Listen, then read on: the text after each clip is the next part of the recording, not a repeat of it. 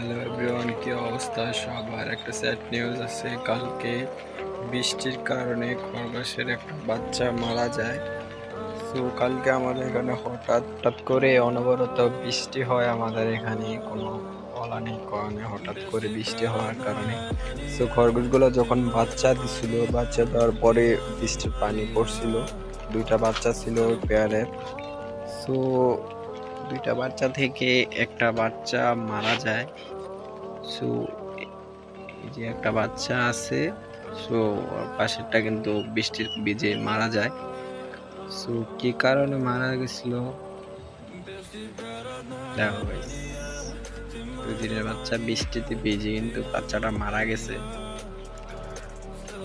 So এই ক্ষেত্রে কি করণীয় হচ্ছে, আমরা এই বাচ্চাটাকে আরেকটা জায়গায় বাচ্চা আছে, সো এখানে কিন্তু 3টা বাচ্চা আছে। সো এদের সাথে দিয়ে দিলে কিন্তু আশা করা যায় যে ওদের মা কিন্তু একে দুধ খাইয়ে ইনশাল্লাহ বড় করে ফেলবে।